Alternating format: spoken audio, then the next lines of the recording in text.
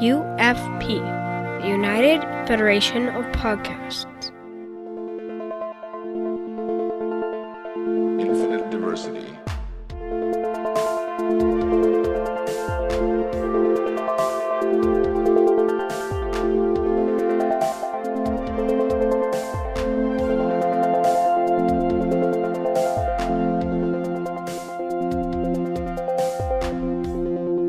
Live long and prosper, and welcome to Infinite Diversity, a Star Trek Universe podcast, here on the United Federation of Podcast Network. I'm your host for today, Brandon Shea Mutella, and joining me are my co-hosts, Chrissie De Clerck-Szilagyi and Justin Oser. Justin, how you doing today? How's the fishing going? Oh, hold on, I'm doing some translation here. Let's see, T-O... No, I'm not going to make you wait that long. It says today, so I'm glad that I'm supposed to be here today. So yes, thank you. If it said tomorrow, I would have just left and been back tomorrow. But well, anyway, great. It couldn't have said tomorrow because that's more than 5 letters, and we can only communicate via 5 letters. Or less. We'll talk about that. Fewer. Maybe if it's more than 5, it scrolls. It starts scrolling the message. But anyway, great to be here because I really enjoy what we're going to talk about today, despite you trying to poke at it. Chrissie, how are you doing today? What's that coming out of your neck? Apparently I'm feeling a little anxious. I don't know. Anxious? Been looking up at the stars and don't know what's going to happen.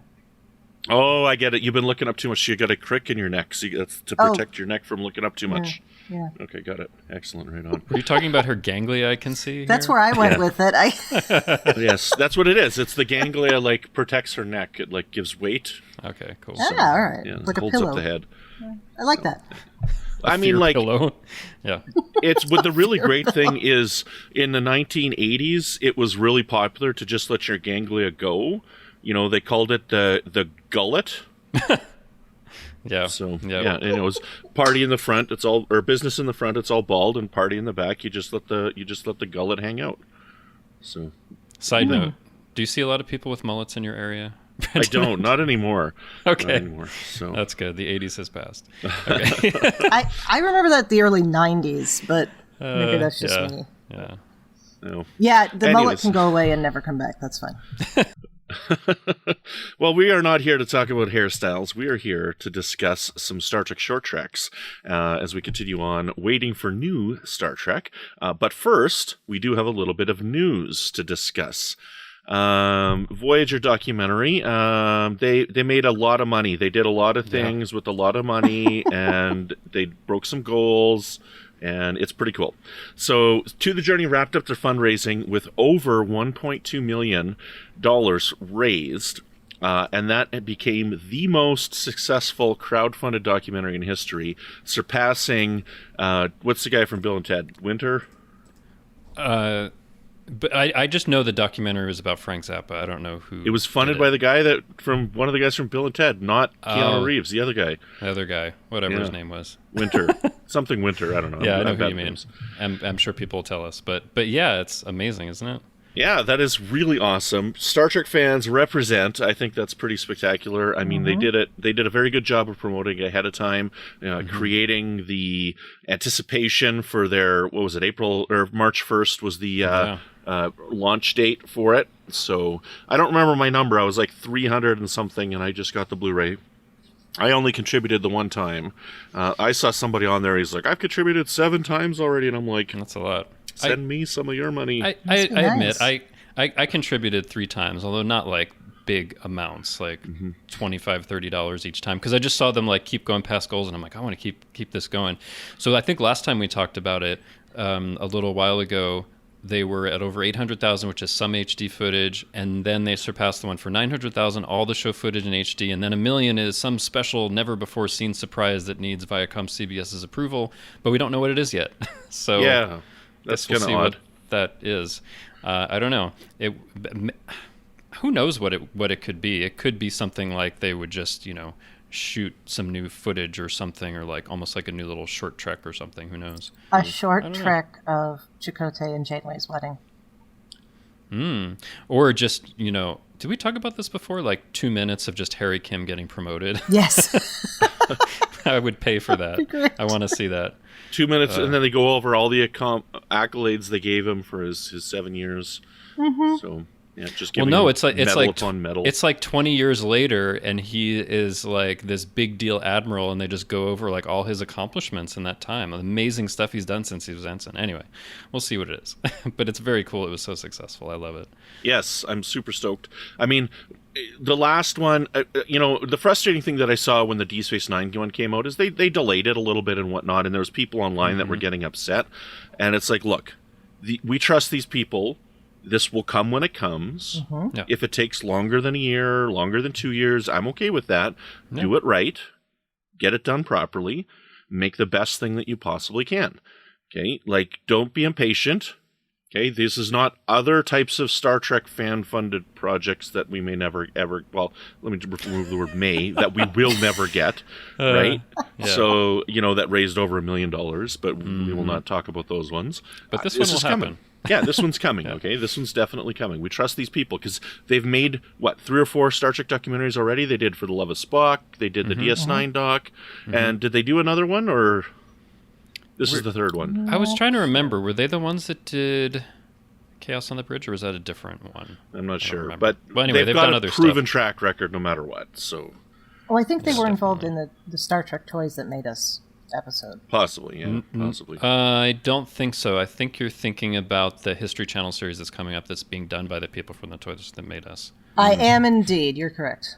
Yeah. Yes. That's okay. It gets a little bit complicated. But no, well, they did something else. But anyway, it's coming. It'll be great. We'll get HD Voyager footage for the first time, really. Yeah, because I was thinking about that, because even for DS9, like, in a way, you'd gotten like a bit of DS9 HD footage with the TNG one with Birthright when they visited the station. But for Voyager, it's like we'd never seen what Voyager looks like in HD, so that's exciting. All right, I'll stop now because you keep going. It's very exciting. Although, kind of in theory, if you want to go that way, because the pilot of Voyager did take place on D Space Nine a little bit too, then because of Birthright we did, if you're going that route. Oh, that we have a smidgen of Voyager, except not, yeah. Not really. With locations that we have seen in HD. Yeah. Not the ship. Okay. Anywho, awesome. So that's our news that we got for you today. So as we record this, tomorrow is the First Contact Day, which is yesterday as of the release of this. So, oh boy, that news! Oh, shocking, wasn't it? Oh my God, can you believe that we're getting 16 new Star Trek series? Incredible. Who would have thought when they said they were limiting themselves to 5, they really wanted 21 at the same time? I mean, oh my God. Yeah. And Patrick Stewart's in a new movie. He's actually been an android all these years. Incredible revelations. Okay. I just can't believe that we've got the Dr. Pulaski series coming. Oh, yeah, I know, right? It's going to be great. Awesome. Star Trek Pulaski. It's going to be awesome. I love it. So, my prediction, though, because we'll see how this goes, I'll put it down. So, Terry Matalas said, definitely tune into the Star Trek Picard one. Big announcement. My prediction is they're only going to announce Whoopi Goldberg. And we've already gotten that announcement like a year and a half ago. And my prediction is Brandon's wrong. It's something else. Then that's fine. And we'll see. We'll find out yesterday. Yeah. I'll go specific, since I believe Worf as Captain of the Enterprise was mentioned in the most recent novel. It was. I'm going to say we'll see Captain Worf this season.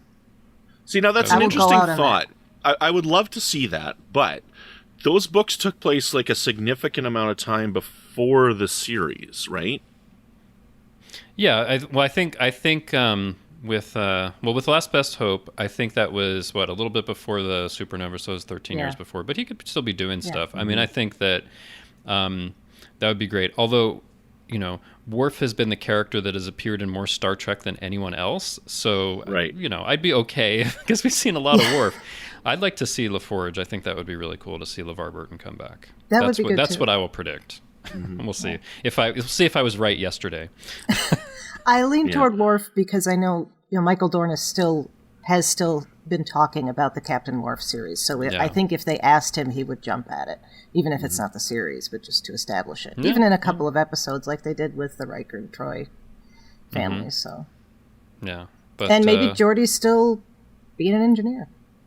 Yeah, well, he was mentioned in the books too. He was on Mars, right? Yeah, he was involved in that. But if it's after, maybe he went back to the engine room somewhere. Excellent. Cool. Well, we'll find out yesterday what happened. Mm-hmm. Tomorrow, yesterday. Time travel gives me a headache. Yes, we will have shall. Awesome. Well, today we're going to be talking about the third Star Trek short trek from season 1, which is called The Brightest Star. And this is known as the Saru episode. And it's a very interesting one. I really enjoyed this one the first time I saw it. I thought it was a very touching story. Saru was my favorite character in season 1. And so I really loved seeing Saru's home planet and Saru's family. And I just was wondering what your guys' first impressions were when you saw it, if you guys remember. Chrissy, let's start with you. Oh, I thought it was absolutely wonderful. I was a little... It was a little too on the nose to have them harvesting kelp or something that looks like kelp. But, okay, I thought that was fun. Kelpians harvesting kelp. It's fun, but it's also like, okay. So if the Kelpians are Kelpians because they harvest kelp, are the Baul actually Kelpian aliens because they harvest Kelpians? Yes. Yes, yeah, that's what you're supposed to understand. Yeah. Yes. Okay. No, I liked it. I liked to see where he came from, because at that point we knew very little other than they're scared of lots of things. What's the line that was in all of the trailers? My species is biologically determined to sense the coming of death, which is right. Very extremely problematic with every single thing that came afterwards. Yes. Well, I disagree. Yes. As I have before. That's just problematic for surviving, but that's a whole other thing. We'll get into that shortly. Believe me. Okay. We'll get into that shortly. Right. Let's get into Justin's first. Yes. Justin's first impressions. Oh yeah, when I first saw this, I loved it. I mean, I really enjoyed Saru in the first season. Doug Jones is amazing, and just kind of going back for the first time and seeing his home planet of Kaminar, and I thought they accomplished something really great just in those 15 minutes and showing you what it's like, establishing kind of what happens with the Kelpians being harvested, and that Saru is someone that really questions what is going on. I really like it as a way of exploring, kind of questioning what you're supposed to believe or what is supposed to happen and you're just supposed to not say anything about. So I really loved it for that. And now seeing it again after seeing what happened in season 2 with seeing his sister Sarana and like all the stuff with the Baul and Saru losing his threat ganglia and all the stuff he did in season 3 and seeing, Su'Kal, like there's a lot of stuff that's happened for Saru since then. And I found it, just as moving this time, maybe even more so just thinking ahead to kind of what all the things that happened to him. And also it was definitely a surprise the first time that Georgiou was in it, the prime Georgiou was a lieutenant who is kind of bringing him off the planet. So I just loved it all around. It's not quite my favorite short track, but it might be my second favorite after Calypso because I really, really loved it. Mm-hmm. I'm surprised that you were surprised about Georgiou being in it because that's the logical person. That's who I was totally expecting. I don't know, for some reason, like, this is a problem I have sometimes. Like, I watch something and I'm like, oh, wow, when I was watching it, I didn't expect that. And everybody else is like, of course that was going to happen. Didn't you know? I'm like, I don't know. Sometimes I just miss these things. But for me, I don't know why. I just hadn't thought it. So it was a nice surprise. I didn't expect to see, like, Prime Georgiou again. So it was a surprise to me. Oh, it was a surprise to you, Chrissy? So, hey, 2 people. Yeah, it was a surprise to me only in that I wasn't expecting us to see any Starfleet at all. I thought it was going to just end with, here's how he lived, and then eventually he ends up in Starfleet. Yeah. Oh, I see. Yeah. Okay. One thing that I noticed that I was looking for is just for continuity and whatnot. So in The Sound of Thunder, when they did flashbacks to this, they took out the letters for the Shenzhou and just had Shuttle 03. They updated it. Oh, sorry, go ahead. They updated it for The Sound of Thunder, but I thought that they changed it for the Blu-ray release and stuff as well because that came out afterwards, but they didn't.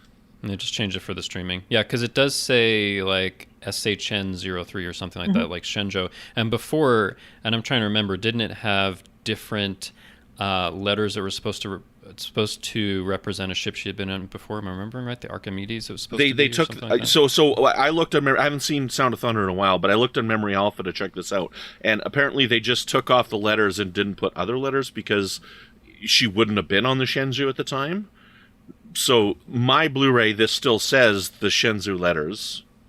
So in streaming, does I thought the the short streaming trek... it does, yeah. When I watched it this week, it did have the Shenzhou, because I didn't notice that before. Yeah, so they didn't change it for the short trek, which is interesting, because I thought that they would go back later on and add the A for Calypso later on at some point, right? But I guess they're not changing it. They're not pulling a George Lucas on this. How about here. that? Good. So, yeah. I'm okay with that. It's fine. It's fine. Yes. So, excellent. Yeah, it was just minor. I just thought that was interesting too. So, so let's talk about that, because I love Saru. Okay, so like people don't seem to be able to, like, I've had conversation and I've had heated discussions with people on this. I like Saru a lot. Saru's my favorite character on Discovery. Okay, I love him.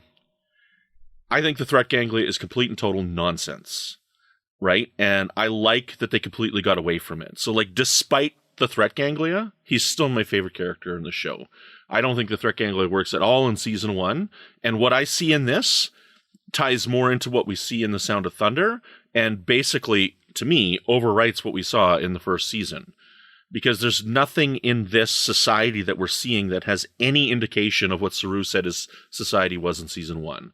None of these people are sitting here living in fear. It's a completely peaceful environment, right? We get one line from his sister where she's like, oh, I'm feeling a little anxious and maybe I should go safe home, right? But there's nothing really going on here. When they say they're biologically determined to sense the coming of death, that's a pretty far stretch to go to this thing that they've got to go and sit in front of a rock when they get disappeared, right? That we see in this. That's a pretty big... No, I disagree. I mean, but I'll keep going. Okay, so just give me a second here. There's more points. The fact, the implication based on what we saw with Saru, with the fact that he can run, is because he's a prey species and he's being chased like a gazelle, and there's nothing indicative of that in this as well. Right? They're a Baul. They don't even know what they are. They're a species that is in a ship somewhere, which we know later on where it is. But they're not being chased. They're not being hunted. They're not a prey species in any way. And I'm glad that they changed all of that. But to me, this is completely inconsistent with what they said in season 1. And again, Saru is my favorite character on the show. Oh, okay, so just want to point that out. Yeah, I for me, it completely works. So I think a couple of things. So I think it is possible to be afraid of things constantly under the surface without it necessarily like showing on your expression or how you talk. That fear can be there driving you that whole time. And then I think when it comes the time to be culled, I think the people that are there being culled are really afraid at that point because they know it's their duty to do it, but they have no idea what's going to happen. It's naturally to be afraid that way. Also, I think the Baul, I think we find out later, have been there for a few thousand years or something like that. I think it's quite possible and could be consistent that the Kelpians have been prey for another species on that planet previously, before the Baul came, possibly for millions of years. And so they have these abilities that are there that maybe they haven't used as much more recently, like, or you don't see it in day-to-day life, but I think they could have been prey before, and it could have been used that way. And I don't know, like, I love Saru, and for me, like, because I've thought about this, the points that you brought up, Brandon, and like as I watch it, I think that it does work. And even at times where it seems like, well, his threat ganglia are coming out at weird times. I think it was in one of the books, I forget which one it was, maybe Fear Itself, that, you know, sometimes this comes out and it isn't really necessary at that point. Almost like it's partly instinctual and it's partly something that you can make come out if you really do feel that fear. Anyway, but go ahead, Chrissy. I think you're going to say a few things. I'm going to make a terrible joke here. Excuse me. It sounds like young boys going through puberty. They need to deal with their threat ganglia popping out. Oh. Sorry. Terrible. I didn't expect you to go there. Okay. Okay, yeah, so I am totally in agreement with you about the running and the evolutionary development thing. I looked at them as like, I think they were described as cattle style. Yeah, like you said, your cattle of old or something, yeah. Yeah, and so with that in my head, maybe not cattle, let's think deer, okay. Mm-hmm. You have this evolutionary development that has nothing to do with what they're doing now, necessarily. Okay. Think, human canine teeth. Yeah. We don't need to bite into things and, kill them on the instant with sharp, pointy teeth like vampires or something, but they're still there. We still have an appendix. We don't even know what that was for. So there's a lot of things that could be left over, and it just happens that they're good runners. The thing that bothers me about that is how does a prey species... What happened to allow that prey species to gain sentience and then become the dominant species on the planet? Assuming that is the case, and I would have to think it would be. So that I think that's there's what a they story say that we don't know. In The Sound of Thunder, that the Kelpians were actually dominant at a certain point, and then the Baul did something to address or something. I'm trying to remember. It's been a while since I've seen that. Yeah. Yeah, I mean in the longer evolutionary scale, like, how did they end up?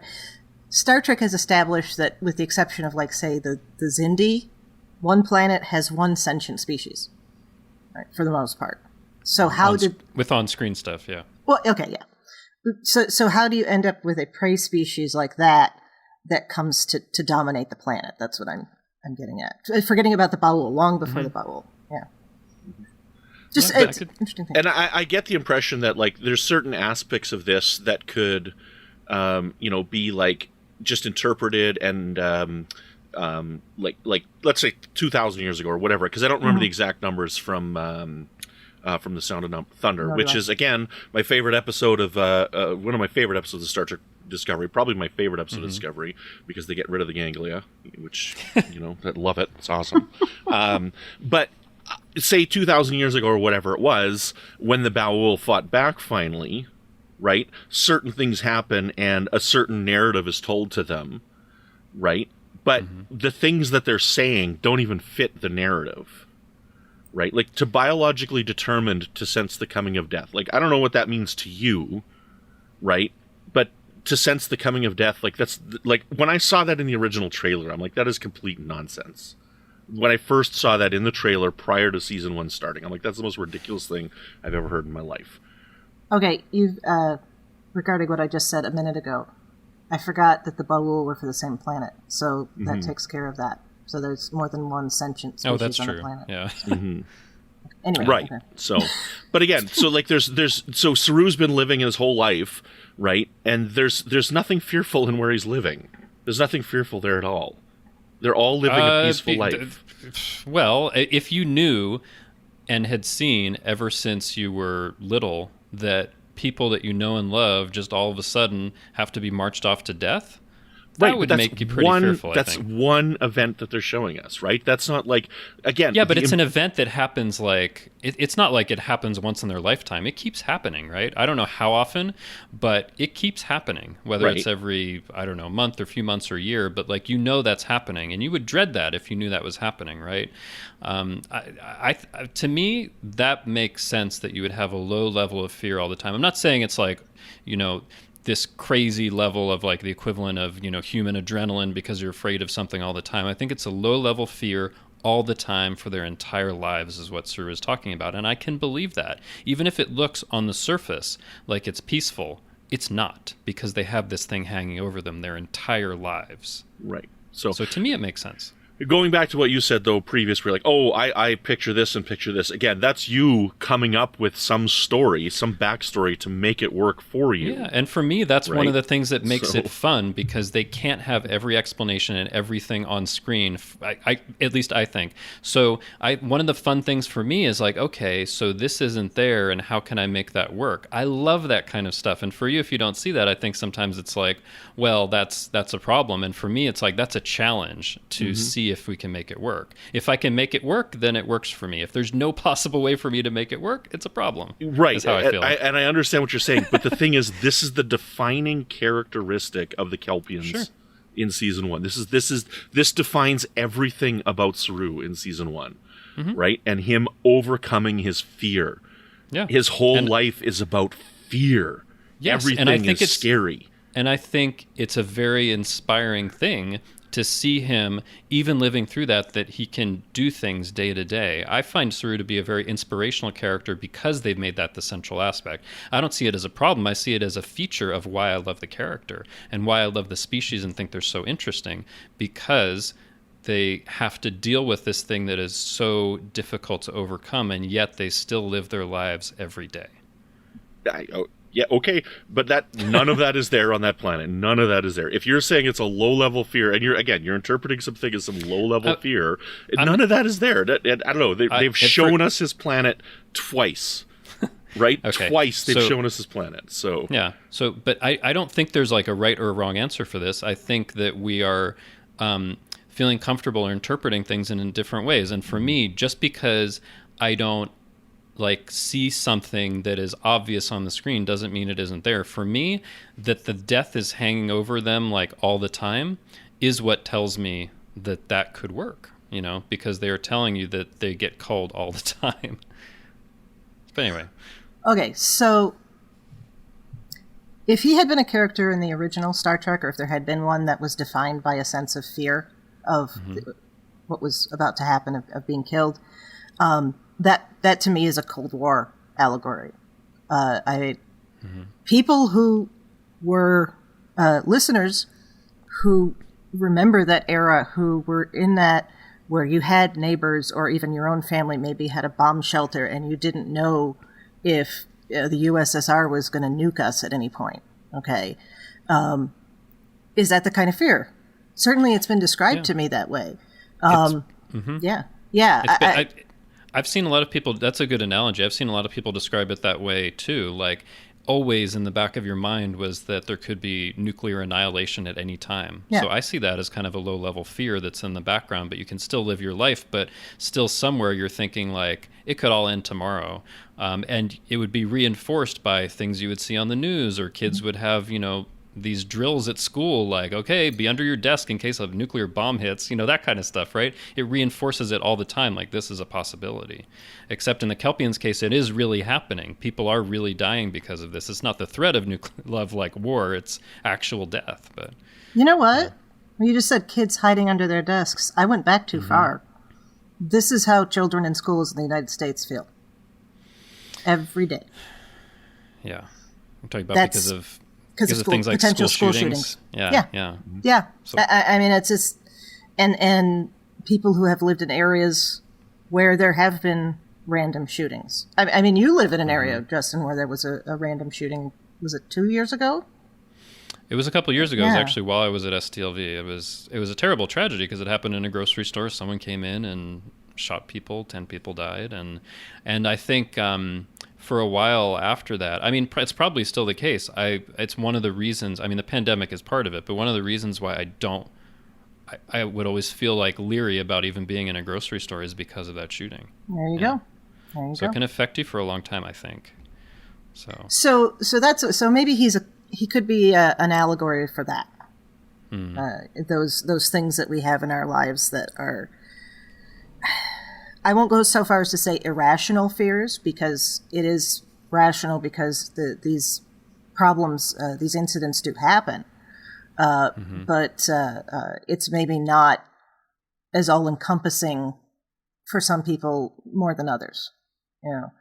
And to that end, this also makes me think of the way data has been used as a allegory is not the right word, but representative for people with autism, okay? And the idea of not necessarily knowing what's the appropriate thing to do in that situation, but in other places and circumstance, you have, you could be doing something fantastically well, better than anybody else who's there, So you have this thing of you're living your life in one way, but at the same time, you can't work that out there. So then, if Saru is representative of anxiety, which is something that I feel greatly. I sympathize with him there. I will put out there. There is nothing wrong with having to be on antidepressants. My mother calls it better living through chemistry. My life has been improved by Prozac. Okay, and there is nothing wrong with that, I think. So, I don't think there's anything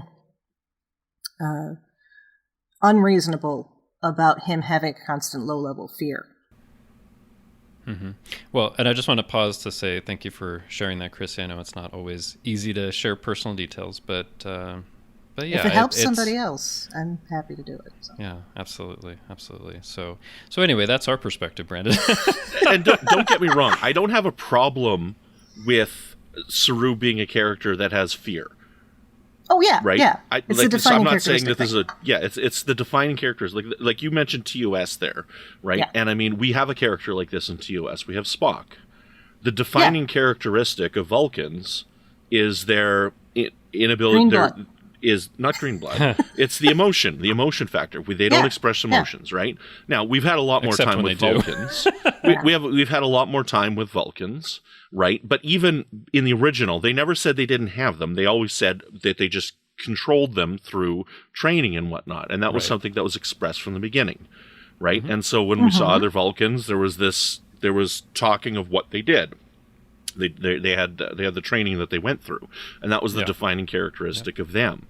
And without repeating the bell, that's everything that we saw fit in within that, right? So fit in within this. And to me, I'll always interpret this. Okay, I've said it before, right? I think they got an idea for the show, and they had an idea for the character. And when they had it's like Troy. When they had the character Troy, they didn't know what to do with her. Mm-hmm. She was gone from how many episodes of season 1 because they're we've created this character and she is now if we have her in this story, we can't do this story because all she's going to do is sense them and say, oh, well, there's this. They did have some of that. So they literally wrote her out of the story. This is why she was abused so many times. We get things like the Survivors where they have to actively add something to prevent her special power because they don't know what to do with her because it's basically a superpower, right? So they've created a character like Saru and they've got him and they're like, this just doesn't work. We need to write this out. We've got to write this thing out. Okay. And that's what they did. They wrote it out. It's quite possible that that's what happened, but a lot of times when I watch these, I don't even think about the writer's motivations. I think about what I'm seeing on screen and how it affects me. And the way that it affects me is, again, as an arc of inspiration for it is possible to have that level of fear all the time and still be a functioning member of society and get things done while acknowledging that. I agree. Let me keep going. Yeah. But then at the same time, it's very interesting to see when he does lose his threat ganglia and kind of goes to a different level. It's growth in his character. It's something different for his species. So I really like the arc, and I don't know why the writers do what they do sometimes or what the motivations, but if I think outside of that and purely look at what's on screen, I see it as an arc that really works for me, and it works for me more each time I rewatch it, actually. So that's just how it hits me personally. We have had some excellent stories because somebody got written into a corner. Best of both worlds. I mean, right there. So I'll take it if they wrote themselves into a corner and it came out with this wonderful story about how they overcome this. Yeah. Yay on them. Oftentimes, creativity can come out of restrictions or problems or issues because, maybe your options are less, you can find something really creative. And I think they found a creative way to potentially get through that. I mean, I guess all to say we feel differently about it. It hits us differently. And I think I've noticed as we've talked more about things, Brandon, that it's important for you to see all the little connections and not have to feel like you're filling in a lot of stuff. And for me, I don't mind filling in a lot of stuff if it's possible for me to do it. So it's just an interesting difference of perspective, I think. I think I'll put it verbally for the first time here. So it's not that, because if you listen to our last discussion last week, right, on Calypso, right, that one I liked it because it was a complete blank slate and it let me fill in as much as I was able to on the storyline. Okay, so I love that. What I want, I just literally, because I've mentioned it so many times with Culber's storyline, I just want them to admit that you said, you know what, just admit to the fact that it's look, we got to do a course correction on this, and don't pretend like this is some part of some grand master plan that you've had for this. Okay, like just admit that you've decided to make these changes with things. Don't pretend like you're some super powerful overseeing writing force, because that's not what's going on. They're course correcting the show all the time, and I don't have a problem with it. I just want them to admit it. Right? Admit it. It's very interesting. It's kind of fascinating that you're saying that, because something from outside of the show, right? Like outside of the universe of the show, something from like the writers and creators, you want them to have a certain way of talking about it or admitting something. And for me, like that has absolutely no bearing on my enjoyment of the show itself, what they actually say outside of the show. Like I just kind of set that aside, and I'm like, maybe they made a mistake. Maybe they won't admit it. I'm just looking at what's within the four walls of the universe that I'm looking at and judging it that way. But it's just really interesting that for you, it takes into account like what the creators are saying and doing, again, outside of the universe. I think that's really interesting perspective. Mm-hmm. This is interesting, the difference between having a season of a series that is completely laid out and as good as done before the first episode airs, because there's no opportunity to respond to what the fans are saying for the later episodes in that season. You have to go on to the next season if you need to, quote unquote, fix something.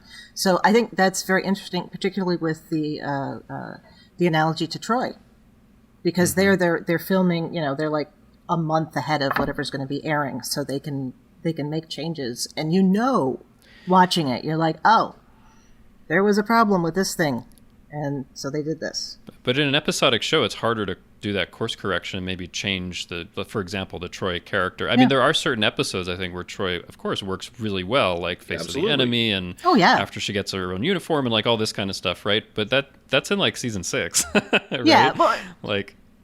But I still enjoy what she does. Exactly. But the thing is, with the writers of Next Generation stuff, they talked about it. They're like, yeah, we didn't know what to do with Troy, so we didn't have her in this episode. Did they talk about that while the show was on the air? Yes, they did. That was going to be my question. Okay. They did, right? They did talk about it. And that's not a problem, right? That's not a problem. And it's fine. I guess all that I'm saying is, like, whether they say this is a problem or not, it's interesting for me to read it, but it has, like, zero bearing on how I interpret or enjoy a show. And it's interesting that it does for you. Like, I just find that interesting because it's so different than how I think about it. Yeah. The reason why I think it bothers me so much with Discovery is because, like, I watch a lot of TV shows, and just about everything that's on TV nowadays is season-long arcs. And I can't think of another series that I watch. Like, I watch Walking Dead. I guess the only other series that I would compare this to would be Fear the Walking Dead.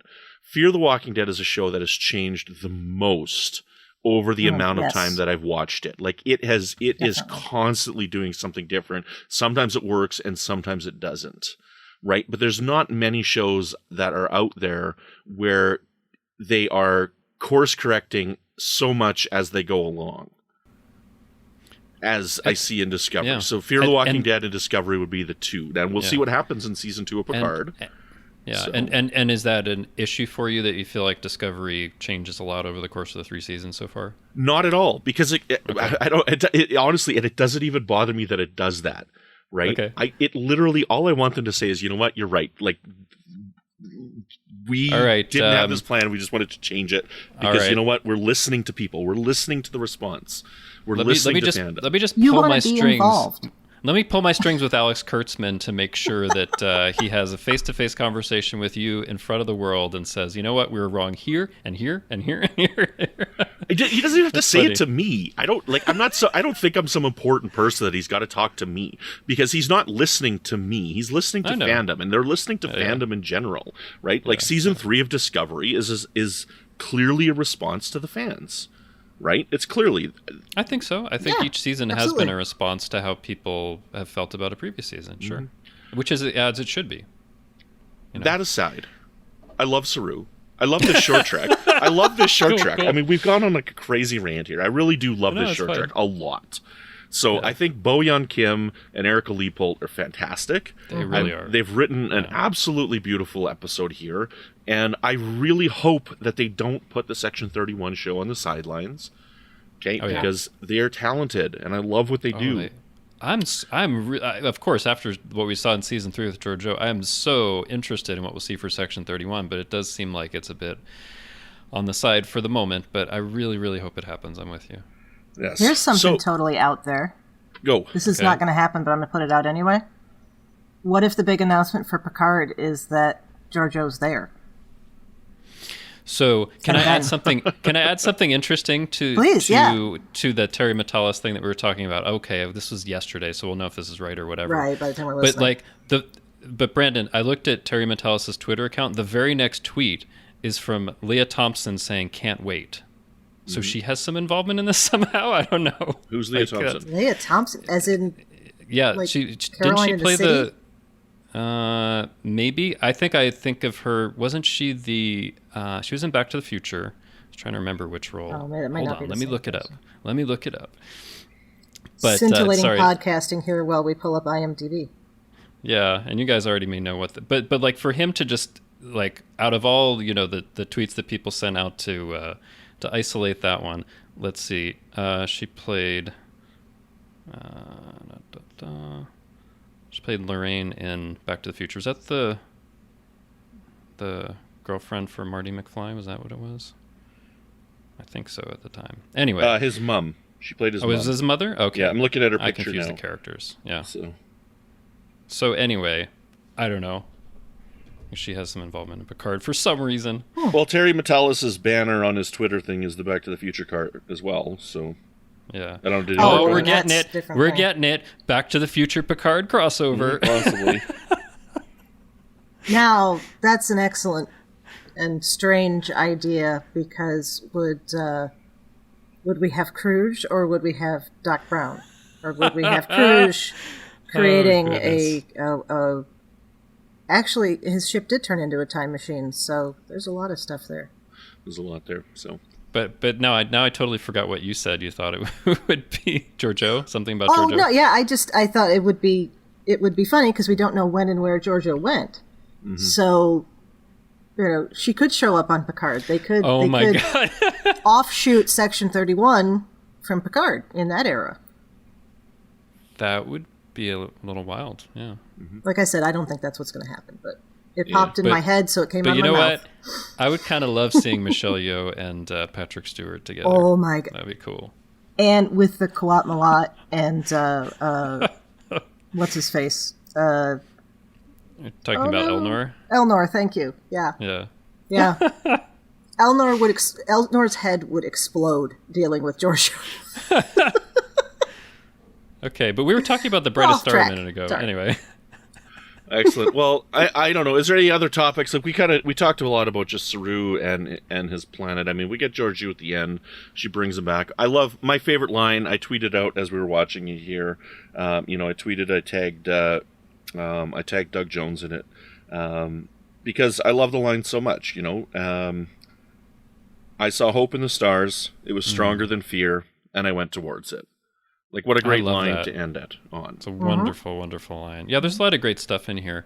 I think one of the things I noticed, because it had been a while since I watched it also, is his sister Sarana gives him, like, this Kelpian knife. That must be the same one that he has on Discovery. That he says... too, right? Yeah, I think yeah. Cool, yeah. But I think we didn't know when we saw the short trek what would happen, but I love that we saw Sarana again, like in the season 2 finale. So see, as soon as I saw her, I'm like, if they're casting these people, we got to see these people again. So when we got back to their planet, I was totally expecting to see them all again. So yeah, but it'll be interesting when we go back and rewatch season 1 and whatnot, because I'll point out all the times when I don't think the threat ganglia works in season 1, and Justin will point out, I'll say it's fine. So But I love Saru. I mean, Doug Jones is great. Awesome. Doug Jones is fantastic. I love Saru. I love the way that Doug Jones acts. I love the way that Doug Jones plays him. I think he's a great character, and I love his continued growth. I love the continued growth of the character, and my fandom allows me to, point out things that I don't like in something and still talk about it and still love it. So no, it's fine for sure. Yeah, for sure. And on the next episode, I may be playing your role. I'm certain by the next time you watch The Escape Artist that you will love it. I already watched it before this, and the answer is no. To be explained next episode. Interesting. Anything else we need to talk about for the short trek here? I'm not as good as Justin here for getting ready. I didn't have any canon connections and whatnot. But I brought in the knife. That's our canon connection. But go ahead, Chrissy. And Giorgio. No, the only thing that I wanted to just kind of put out there is that the Kelpians seem to have this religion that is centered around the Great Balance. Excuse me. They don't seem to have. The Kelpians have a religion centered around this concept of the Great Balance. Mm-hmm. Where did that come from? Is that from before the Baul, or did the Baul introduce that as an additional layer within how they were trying to control the Kelpians? And I know we don't have an answer for that, but I just thought about this the last time I watched it. Yeah, it's an interesting question because it could be an already existing thing the Baul co-opt, or it could be something that they just use propaganda to explain somehow. I think we don't know how the Kelpians living on Kaminar are getting this information. Like, are there propaganda leaflets or something that periodically come down out of the sky? I don't know.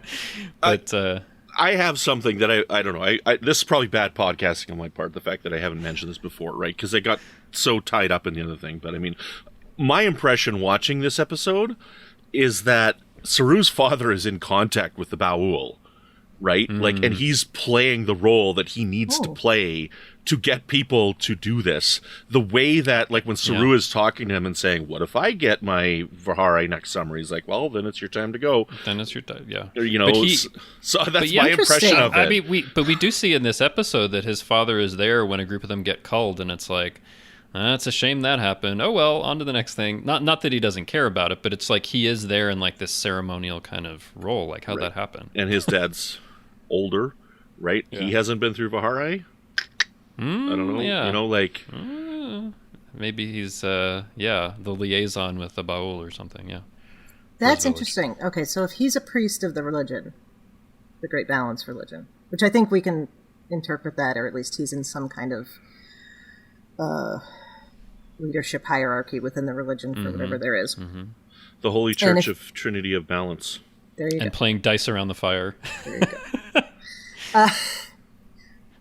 Oh, right. So if his father has that, then there is a logic from the standpoint of the Baul to let the priests of the religion, for lack of a better term, in on just a little bit of information, and then maybe exchange that for the promise of a longer life or protecting loved ones or help, whatever kind of deal can be struck there. And then that goes right to the same question. Yeah, but I mean that might mean that his father has already secretly gone through Vahari, knows what the whole deal is, and is just keeping it from everybody else. That's that's my personal interpretation of it. Because, like, I could totally believe it or not, listeners, I am fully capable of, like, coming up with my own headcanon of things, right? And it's just, I guess I get frustrated when I see certain things on screen. But I mean, like, if you pause and think about it, the fact that it's his father, that he's an older person who has been running this thing for a long time, the Baul would need something like that, where there's, like, some type of agreement that's been passed down for generations, where it's like, look, you got two choices here. You can either your people get violent when the Vahari happens, so you can either have these people kill themselves voluntarily when the Vahari happens, or we can wipe out your entire planet right now. Here's your choice. So, like, they willingly participate in this facade, right, throughout their lives, and they've got to have a few people to maintain that, right? So, makes sense. I think what you're saying makes complete sense. Yeah. That actually follows into the other big question I had about this, because Kaminar is presented, we know it's pre-warp, but it's presented as pre-industrial. And then Saru knows how to make the communications device work. So there's a disconnect there that actually would be explained by that. And if Saru, we know Sarana ended up as a priestess, right? Or she was some I kind feel of role like that was I mentioned, yeah.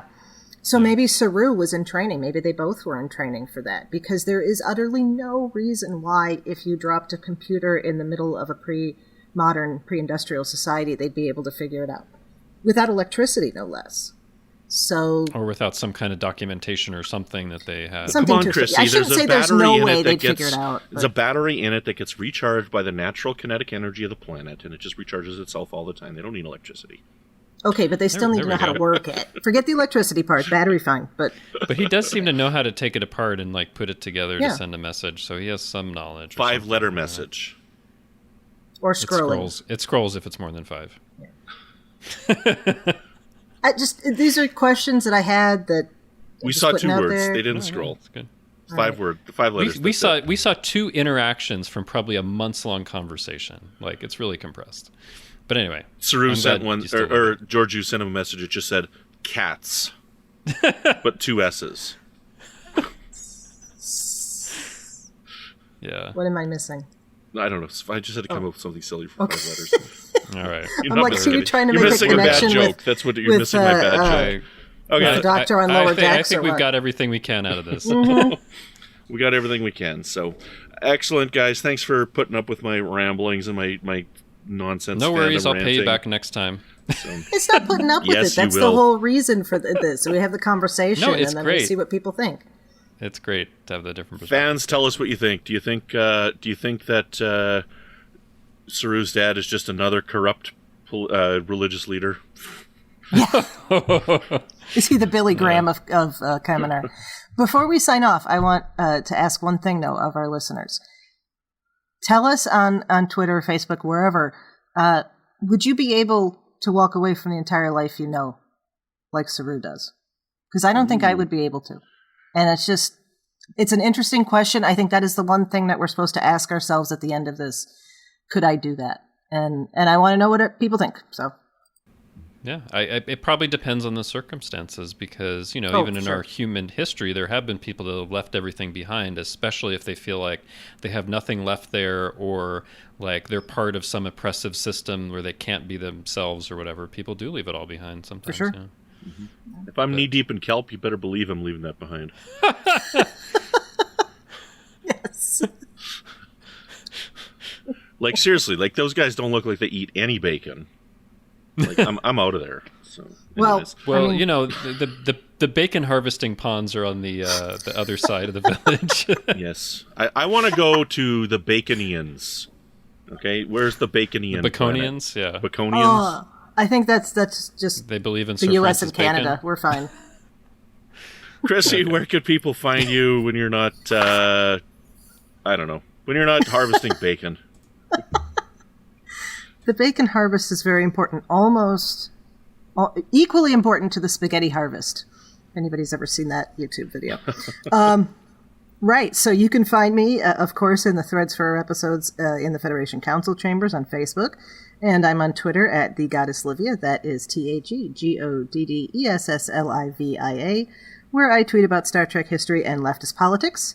And you can also follow my work in history by liking the Facebook page my fellow historian partner Jason and I run, History with the Szilagys, and that is spelled Szilagys. And there we post interesting history stories and links to our own work when we have a chance to create our own work. Justin, where can people find you when you're not going through Vaharai? It's coming, and I've had this low-level fear about it for a long time. Okay, so you can find me on Twitter with messages that are 5 letters at a time at TrekFan4747, where I tweet about nothing but Star Trek. And you can find me in our Facebook group, the Federation Council Chambers. That is all. Your new Twitter handle is /TrekF. Wait, I'm trying to understand where you're going with that. That's 5 letters. You can only do 5 letters. /TrekF. Okay. Oh, the slash because of the backslash. Okay. Yeah, they got that on the thing there. So I was trying. I'm like thinking. First thing that comes to mind when I hear slash something is slash fiction. Slash fiction. So that's what I was thinking about as well. What? I was like, what are we putting together here? Okay. You guys, get your minds out. Get your minds out of the gutter. I had 13 years of Catholic school. I don't know how to get out of the gutter. And you can find me when I'm not pissing and moaning about Saru's backstory. You can find me on Twitter at Brandon Matella.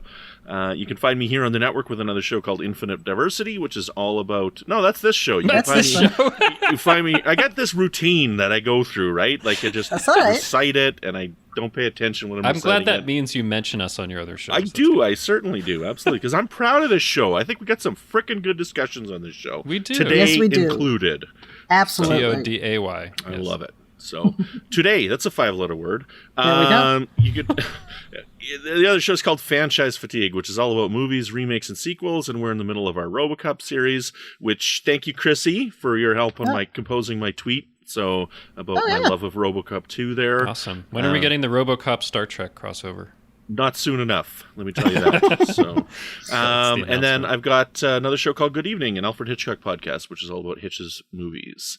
United Federation of Podcast Network is home to many different podcasts. Come and take a look. We got Trek Pod, which is Trek interviews, General Quarters, which is a military podcast, All Good Things, which is all Star Trek, and Galaxy Class, which is all Next Generation. Mickey's Marvels covers Star Wars and Disney and Marvel movies, and Always Hold On to Arrow covers the Arrowverse. Thank you very much for tuning into Infinite Diversity. Thank you to our executive producers, Ken Tripp, Tony Robinson, and Zach Moore. Thank you to Zach Tripp for the wonderful theme music and Tony Robinson for the awesome show art. Please rate and review us on Apple Podcasts, and please subscribe. You can also support us on Patreon. Patreon.com/UFPEarth /UFPEarth. Is that 5 letters? No, that's too many. That's if you want to reach out, you can find the network on Twitter at UFPEarth or our show specifically at IDIC Podcast. You can also talk about any of the UFP podcasts in our Facebook group called the Federation Council Chambers. Or you can email us at infinitediversity@UFP.earth. On the next episode, we will be talking about the First Contact Day celebration. Yes, that's right. And the one after that will be the Escape Artist. So until then, go get yourself a jipper and go sit on the beach. No.